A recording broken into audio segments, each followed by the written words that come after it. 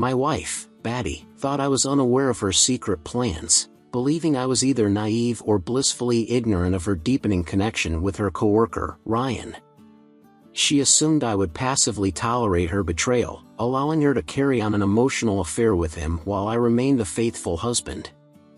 Yet, she didn't realize I had harbored suspicions for some time. I noticed the subtle shifts and unmistakable signs of her unfaithfulness. Despite my attempts to discuss my concerns with her, they were consistently brushed aside.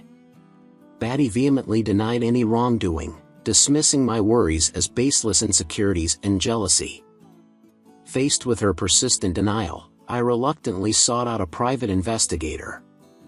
My stance against infidelity had always been clear throughout our 10-year marriage. Sitting in John Thompson's office, the private investigator, I felt a whirlwind of emotions as he presented his findings. Relief washed over me when he confirmed that Batty hadn't yet crossed the line physically. However, that relief was short-lived when he ominously added that her involvement with Brian was a potential time bomb waiting to explode.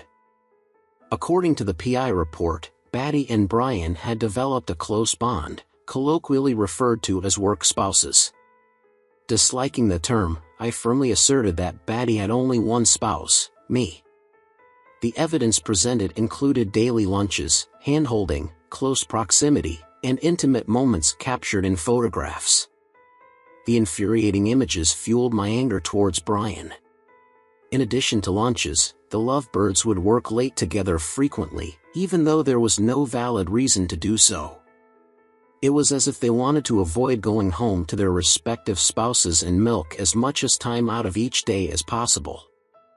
The PI, having monitored Batty's communications, provided me with a summary of their emails and texts. Acknowledging the illegality of his actions, although I couldn't use the evidence in a divorce, it served my personal need for confirmation. Thompson refused to provide actual copies of the messages but assured me that despite heated conversations and occasional attempts by Brian to belittle me, Batty never spoke disparagingly of me. The evidence confirmed their romantic involvement, even if the declarations of love were absent from their exchanges. While seated in his office contemplating my next moves, Thompson delivered the most disheartening news yet. Brian's wife, unbeknownst to me, was going to visit her mother for a 3-day weekend, which gave Batty and Brian a chance to meet and cement their relationship. The sole obstacle standing in their way was my presence. They weren't sure how they could spend the night together if I were still around. Since I wasn't going out of town, it would be nearly impossible to get away with it. Various plans were considered. One was to tell me that Batty was going on a girls' trip for the weekend, but the fear of me discovering the truth through her friends led them to discard the notion. Another proposal was to coax me into going out of town with the suggestion of organizing a golf trip. Meeting a resolute refusal on my part, eventually, a novel but straightforward approach emerged: honesty. Brian convinced Batty I was predisposed to tolerate infidelity to preserve a semblance of marital bliss. He persuaded Batty that her liaison with him would somehow enhance our family life and relationship. He convinced her that all she had to do was tell me what she had planned to do with Brian, and I would give in and let her do it. The audacity of Brian's assumption about me was astounding, but even more surprising was Batty's acceptance of his manipulative narrative. She had to know there was no way I would put up with it. If she didn't realize it, then she was mentally unstable. Thompson disclosed that this was the extent of the evidence they possessed. Armed with this information, I returned home and requested continued monitoring of Batty's messages. On Friday, Thompson informed me that Batty intended to confront me the following Monday after work. She planned to reveal her intention to go on a date with Brian that Friday night, involving dinner, dancing, and culminating in a night at a hotel. Subsequently, she would come home to me on Saturday or maybe Sunday. Batty and Brian, in a bizarre twist, had rehearsed the entire dialogue, convincing themselves that I would acquiesce to her demands. Anticipating my initial upset and anger, Batty aimed to reassure me that it was a one-time occurrence, despite their mutual awareness of its ongoing nature. She even proposed post-intervention intimacy with me as a reward for my supposed understanding. With only 2 days to prepare for the impending confrontation, labeled by Batty and Brian as an intervention, I resolved to turn the tables and transform it into my interdiction. Over the weekend, I dedicated my time to analyzing various scenarios, contemplating how to navigate the tumultuous state of my marriage, and whether I even desire to salvage it. Uncertain about my feelings for Batty, a clear plan gradually unfolded in my mind: confront the issue head-on and bring closure to our relationship. During the initial phase of our marriage, Batty and I reveled in blissful happiness, sharing every aspect of our lives. She was not only my spouse but also my confidant and intimate companion. However, over time, that connection seemed to dissipate, leaving me to question the longevity of such unions. Perhaps my perception of marriage was overly traditional and idealized, envisioning a partnership weathering life's challenges together. Both of us had experienced failed marriages before, and contemplating another failure led me to question the very institution of marriage itself.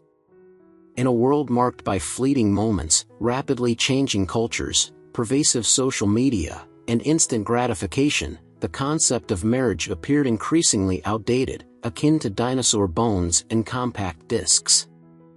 Entertaining the thought that if Batty wished to be with Brian, perhaps I should let her, I quickly shook off the notion. Refusing to let myself be cuckolded, despite my waning affection for her, surrendering her to Brian was out of the question. My resolve solidified just as my wife called me on Monday afternoon, disrupting my work routine. Starting the conversation with a casual tone, I questioned the unusual call, sensing something significant was afoot. Batty, using an endearing term, assured me nothing was wrong but insisted on discussing a matter of importance later that day. In response, I subtly hinted at having big news to share as well, setting the stage for our evening conversation. With a tinge of suspicion, she probed for details, but I evaded, citing the need to complete my monthly report. As I ended the call and informed my boss of my early departure, the gravity of the impending confrontation sank in, prompting preparations for what I now term the interdiction. Seated at the kitchen table, the clock striking 5:27, the garage door announced Batty's return. My nerves clashed with an undercurrent of anger, yet I strived to maintain a composed exterior as raw emotions surged within me.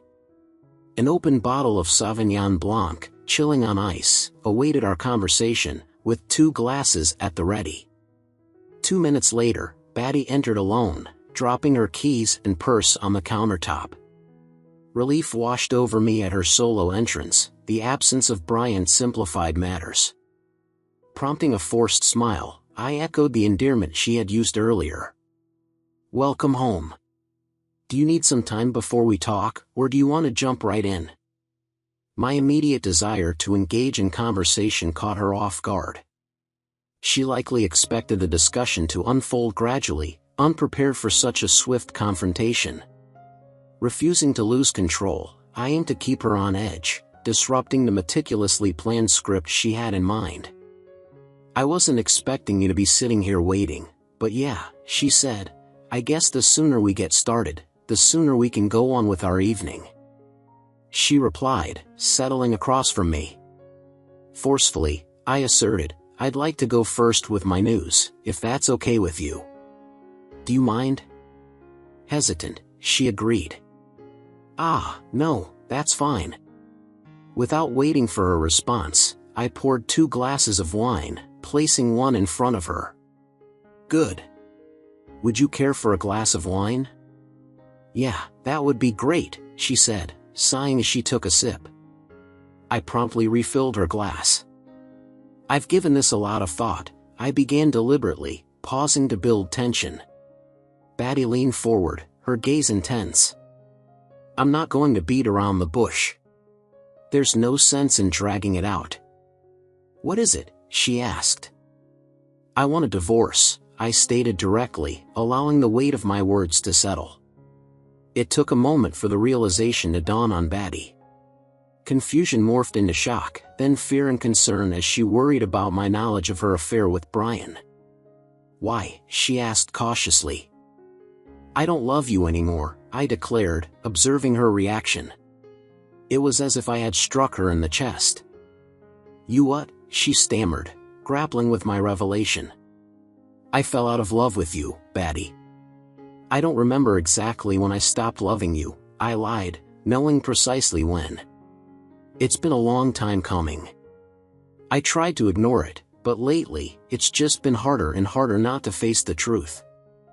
What are you talking about? She asked, on the verge of tears. Her unexpected emotional response surprised me. Do you recall when we first got married?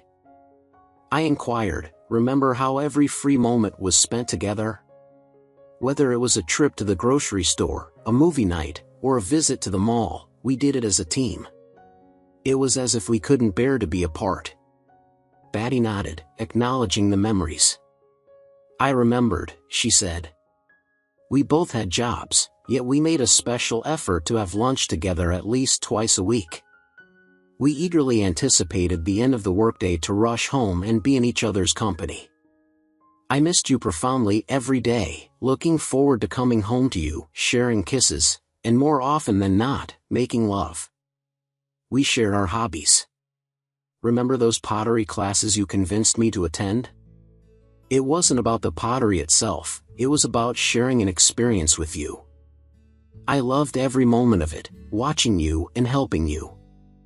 I was captivated by your enthusiasm, just as I was with painting those Christmas Village buildings. We reminisced about the time spent painting miniature buildings for a Christmas display, a tedious yet enjoyable activity we undertook together. Your buildings were always better than mine, Batty remarked.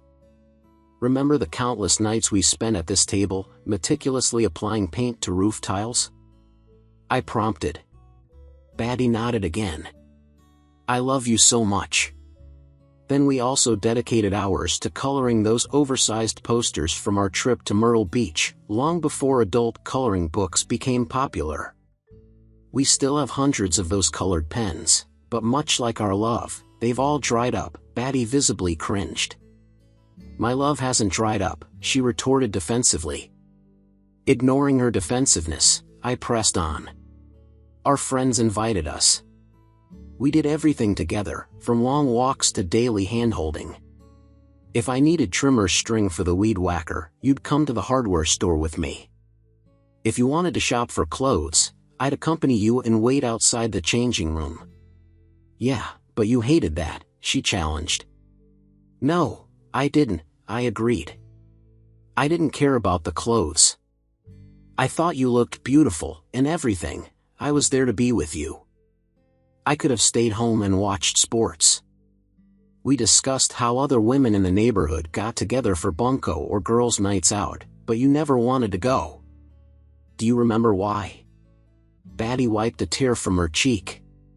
Yes, I remember, she said. You said you didn't want to spend time with a bunch of hens when you could hang out with me instead. Many nights we cuddled under a blanket and watched You've Got Mail.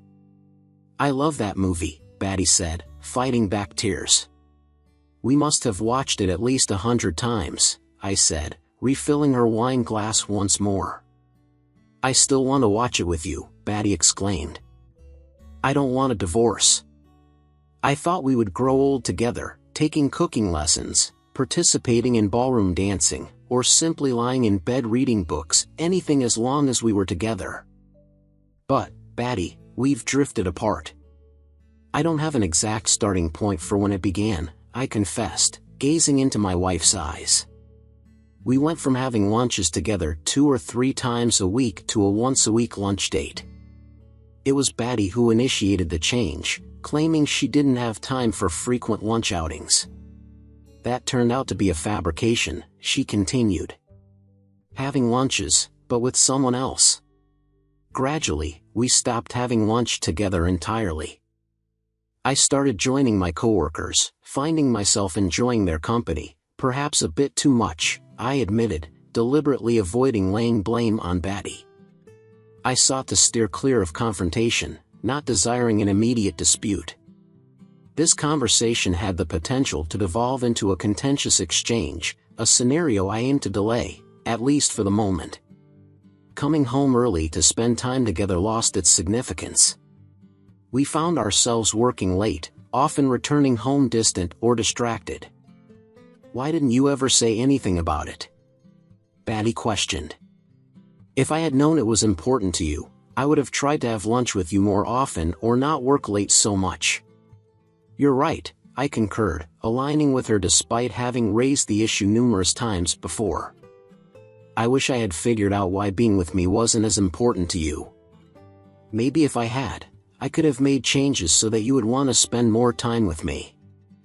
I feel like I failed badly in that regard." I presented an image of taking responsibility for our growing apart, a distortion of the truth. My motive was clear. I wanted her to recall our past and ponder her role in its deterioration before unveiling the revelation about Brian. I knew that confronting her with Brian's involvement first would likely lead to an ugly confrontation, with me painted as a controlling, jealous partner. Before exposing what I knew, I aimed to prompt her reflection on what we had and her contribution to its demise. As time passed, we stopped doing almost everything together. You embraced your girls' night out, and I turned to poker nights. You enjoyed spa weekends while I went golfing.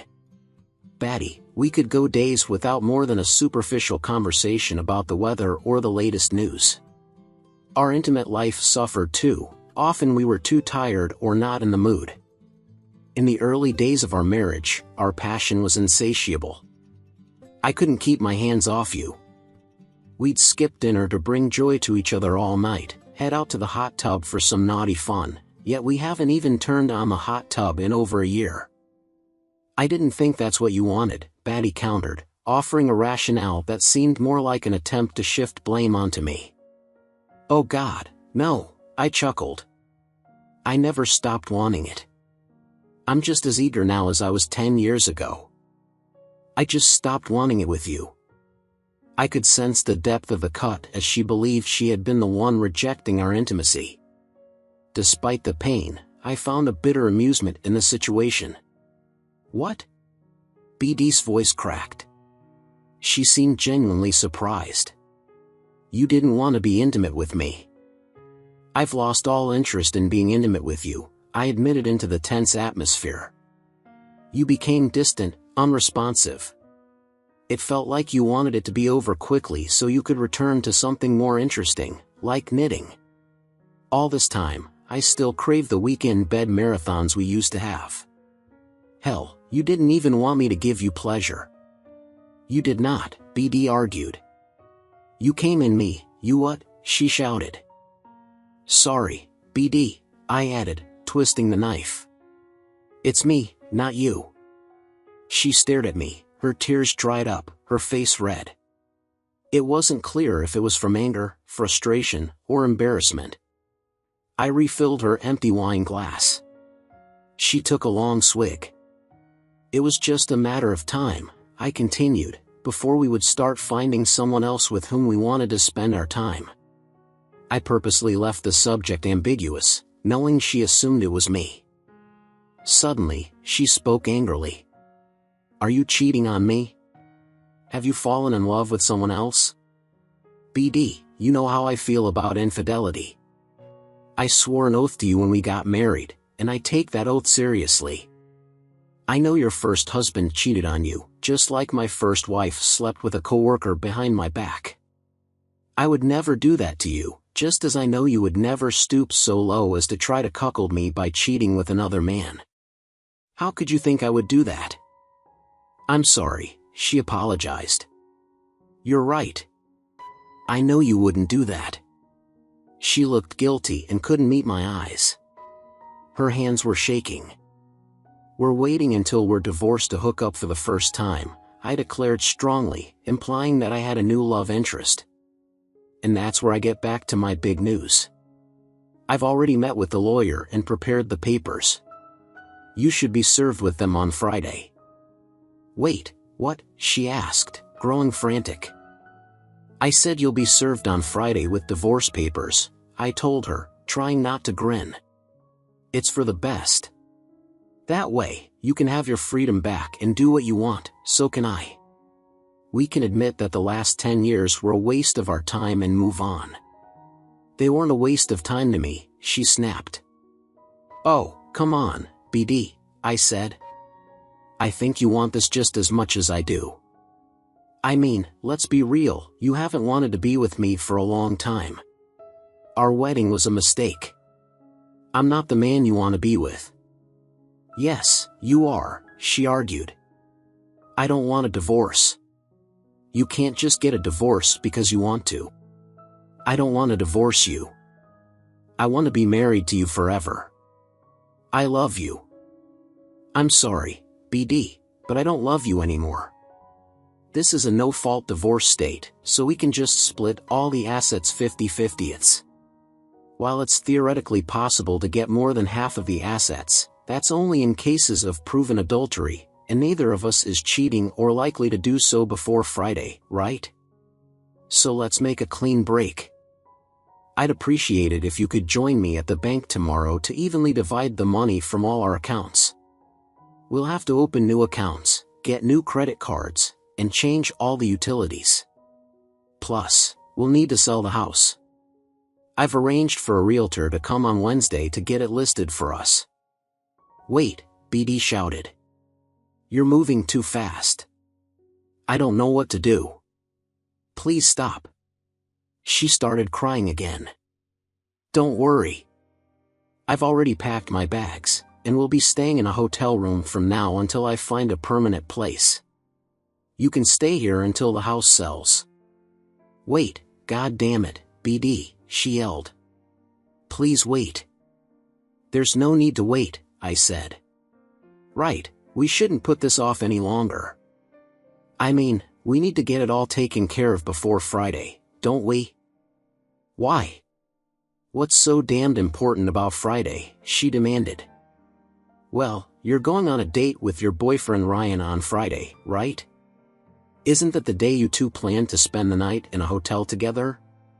BD froze, her eyes looking like they were about to pop out of her head. Her mouth hung open, resembling a dying fish. She tried to speak, but only a sputtering sound came out. "Did I have the day wrong?" I asked, pulling the manila folder out from under a stack of Better Homes and Gardens magazines and flipping it open. I pulled out the summary sheet from the private investigator's report and slid it between us, showing it to BD. I pointed to the part about her plans to sleep with Brian on Friday night. "Nope, I'm right. See? It says right here you and Brian have reservations at the Gayer Texan for this Friday night." "It's not," she started, but I cut her off. "It's not what it looks like?" I asked, completing the sentence for her. "Oh, do I need to show you the photographs of you and Brian making out at lunch?" She stared at me as the tears flowed again. "I'm sorry," she said softly. "Now I remember when it was I stopped loving you," I said with a big smile on my face. "I stopped loving you the day I found out you were planning to turn me into a cuckold with your coworker, just like my ex-wife." "I'm sorry, honey," she whispered, trying desperately to convince me. "I don't love Brian. It was just a fling, something to spice up our relationship. I'd go over to his place for the night, and then you and I would do it all weekend like we used to. Brian said you'd love it, that it would turn you on and spice up our intimate life. Yeah, that's the way to diversify our intimate life. Instead of engaging in intimacy with me, you brighten it up by sleeping with someone else? That makes sense." "No, but well," she couldn't even get the sentence out. She changed tactics. "Brian said you would do it if you want me to be happy." "I want you to be happy," I said. "I want you to be happy with me, like we were once. I don't want you to be happy with some other man. Did you become stupid or something? How could you think I would be okay with this? You had to know how I feel about infidelity." I did, but she struggled for some way to rationalize her actions. "This wouldn't be infidelity. I wouldn't be cheating. You would give me your permission." "Not in this lifetime," I said. "I know that now. I should have realized it all along. I don't know what I was thinking. I guess I was bored and lonely. Brian got me excited again. Bored and lonely? How could you be bored and lonely when we were happily in love and enjoyed all our time together? I don't know, but she began again. Did you ever stop to think that you were bored and lonely because you cut us off? You stopped having lunch with me, you stopped spending time with me and doing things with me. You chose to avoid me and put yourself in that situation. You chose to spend your time with him instead of me. So if you were bored and lonely, you created that condition specifically so Brian could take away the boredom and loneliness.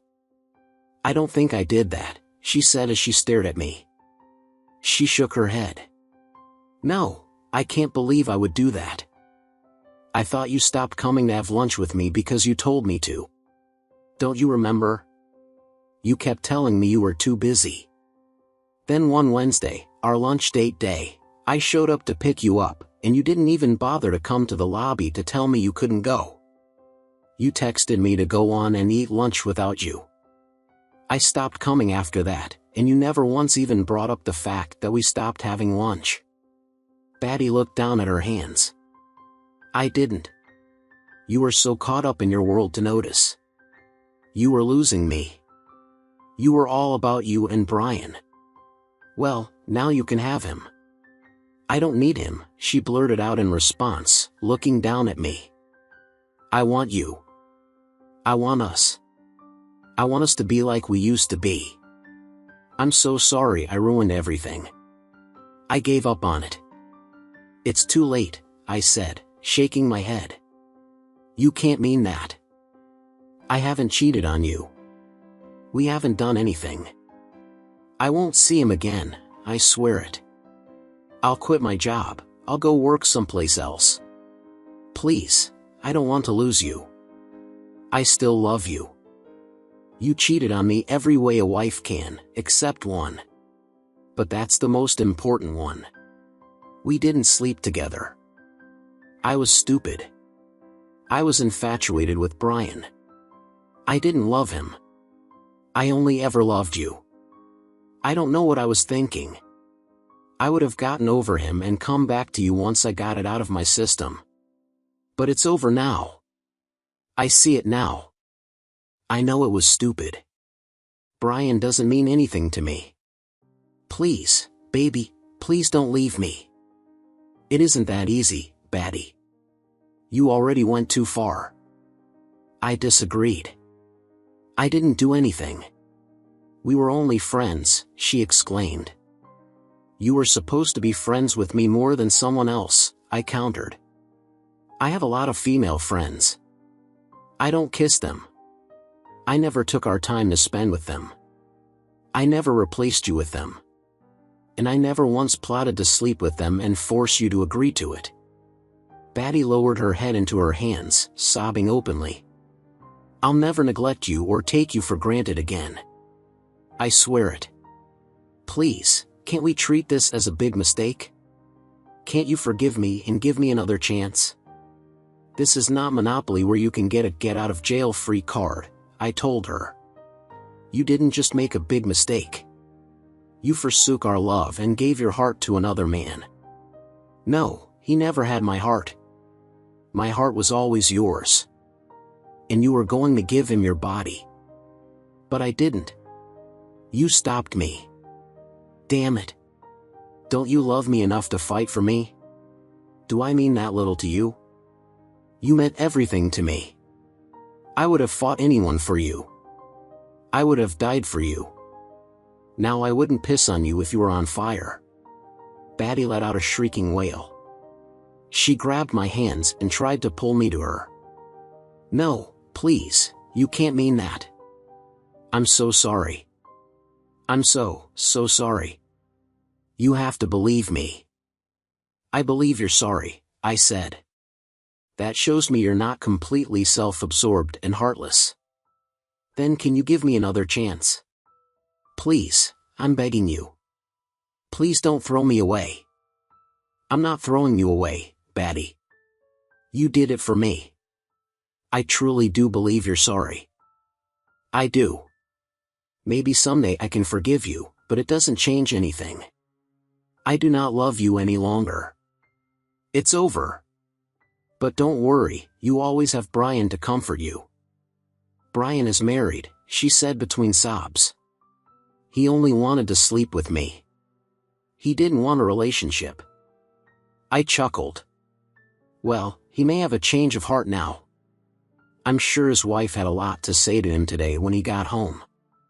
She and I are using the same divorce lawyer. BD's mouth fell open again. I pushed the manila folder across the table to her. The full report from the investigator is in here, along with the photos of you and Brian. His wife has a copy also. In there is all the information from my attorney about the divorce and how we propose to divide the assets. I suggest you read it all over. No, baby, please, she begged. Don't do this. If you want to go to the bank with me tomorrow, call me and let me know. I got up from the table and walked out of the house to the sound of my wife crying. Epilogue. Batty initially contested the divorce, prompting me to agree to the judge's suggestion of marriage counseling to avoid a prolonged legal battle. Surprisingly, the counseling proved more beneficial than expected. Batty and I explored our emotions, engaging in open and non-judgmental communication. She gained insight into why she had yielded to Brian's advances, nearly jeopardizing our marriage. In turn, I shared the pain and humiliation caused by her actions. The counselor praised our progress, and after a few sessions, I decided to move back home. Within a year, we rediscovered the love that characterized our early marriage. Batty changed jobs, joining my company. We commuted together, enjoyed daily lunches not out of duty but because we genuinely wanted to be together. We revived neglected projects like the Christmas Village and completed 2 long-abandoned pottery pieces. Pottery classes and ballroom dancing became our new adventures. To my surprise, the box of colored pens hadn't run dry, and we spent countless evenings coloring while cuddling under a blanket, indulging in popcorn and watching You've Got Mail. Batty kissed me and expressed gratitude for the second chance. I responded with a smile, reminding her that's what love is all about.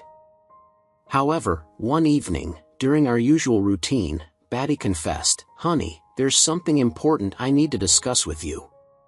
Tears filled her eyes, and my heart skipped a beat. Before I could respond, she continued, "I'm pregnant. You're going to be a dad." I smiled, wiping away her tears, and, channeling my best Tom Hanks impression, said, "Don't cry, shopgirl." Well, I must admit, I'm a sucker for a happy ending. Thank you to everyone who took the time to listen to today's story. If you enjoyed it, please consider liking and subscribing if you haven't already. Feel free to share your thoughts on the events in the comments below. Take care.